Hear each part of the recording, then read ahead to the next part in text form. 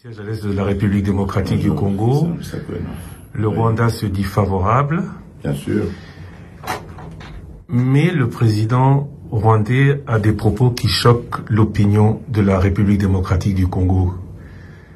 Qu'avez-vous à dire au fait qu'il annonce qu'il n'y a pas eu de massacre à l'Est et que, par exemple, le prix Nobel de la paix n'est qu'un instrument aux mains de ceux qui l'ont couronné?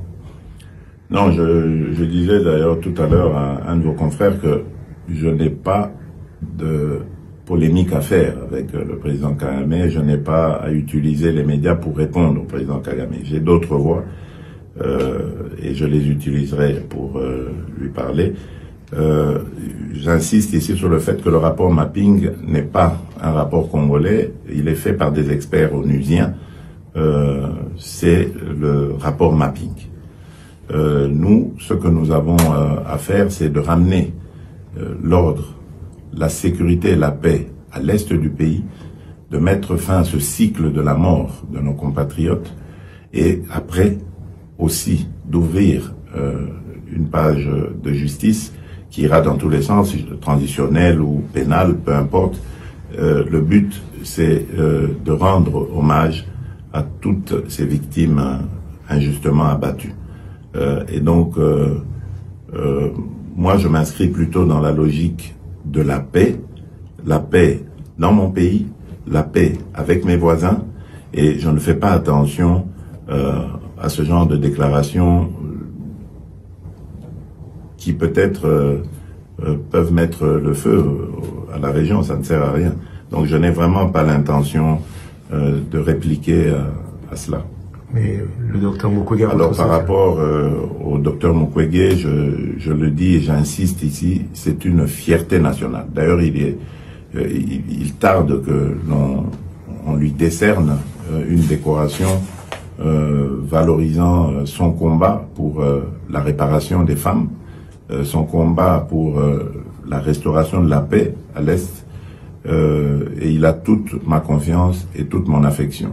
Ce n'est sûrement pas quelqu'un qu'on peut manipuler. Il est originaire de ce coin-là. Il vit là-bas, près des victimes. Donc, je crois que c'est quelqu'un qui est bien placé pour parler de nos populations. Donc, il a toute mon affection et tout mon soutien. L'état de siège est décrété, Nord Kivu et Ituri. Certains se posent la question, pourquoi pas le Sud Kivu? Mais surtout, combien de temps, selon vous, devrait-il durer? Le plus tôt possible serait le mieux pour moi. Pourquoi pas le Sud Kivu? Mais tout simplement parce que la nature du conflit au Sud Kivu est différente de celle de l'Ituri et du Nord Kivu. Au Nord Kivu, dans ces deux dernières, donc Nord Kivu, Ituri, il y a des groupes armés qui s'attaquent aux populations. Et ce sont parfois même des groupes armés étrangers. Tandis que du côté du Sud Kivu, ce sont des conflits communautaires.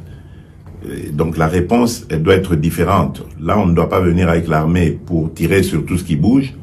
On doit plutôt avoir une approche conciliante. Leur apporter des réponses, par exemple, vis-à-vis de la présence de l'autorité de l'État, parce que c'est ça aussi qui fait que beaucoup de choses vont dans tous les sens. La réponse à leurs problèmes. Il y a souvent des conflits parce que le bétail des uns va brouter les champs des autres. Et donc voilà, c'est des choses comme ça qu'il faut régler, apporter une réponse au manque criant d'infrastructures, lutter contre la pauvreté, les difficultés qu'il y a là-bas, les manques de centres de santé adéquats, de routes, etc. Donc voilà, c'est des réponses comme ça qu'il faut apporter, tandis que en Ituri et au Nord Kivu, il faut une réplique militaire et de grande envergure. Vous avez un nouveau gouvernement. Le FCCK s'est terminé, définitivement. C'est une question ah, je pensais que vous posiez la question. Ça aurait pu être une question, mais à quand les premiers résultats? Et est-ce que vous vous sentez plus à l'aise avec deux alliés ou trois, M. Bahati, M. Bemba, M. Katumbi, qu'avec Joseph Kabila? Ben, écoutez, je ne crois pas que ce soit une question de personne. Une coalition, c'est une question d'objectif. On coalise avec ceux qui regardent dans la même direction que soi, n'est-ce pas? Et à un moment donné, au moment de faire la coalition FCC-Cash, nous nous étions mis d'accord. Je vous rappelle que nous avons un programme commun. Et au moment de le dérouler, ce programme, il a commencé à y avoir des problèmes de crocs en jambes, etc. Je ne vais pas y revenir. Mais c'est ça qui a provoqué le divorce. Maintenant, nous avons de nouveaux alliés, et là aussi, nous sommes d'accord pour regarder dans la même direction. Sauf que là, c'est moi qui ai indiqué la direction. Ce n'est plus comme avant, où on était ensemble à indiquer la direction. Ici, je l'indique seul. Ceux qui m'ont rejoint sont totalement d'accord de regarder dans cette même direction et de faire un pas avec moi dans cette direction. Donc tant mieux. Et on jugera sur pièce le moment venu. Mais pour l'heure, on n'a pas à s'en plaindre. Vous êtes président de la République démocratique du Congo. Vous êtes aussi président de l'Union africaine. Les Congolais se posent la question de savoir quelle est la charge la plus importante. Les deux. Les deux, parce que une République démocratique du Congo sans l'Afrique, ça sert à rien. Et une Afrique sans la République démocratique du Congo aussi, ce serait un vide important, toute modestie gardée. Donc, je veux faire de la République démocratique du Congo un moteur de l'Afrique. Et de cette Afrique, je veux en faire le continent de l'avenir, parce qu'on le dit, mais au lieu de continuer à le dire, moi, je veux le faire.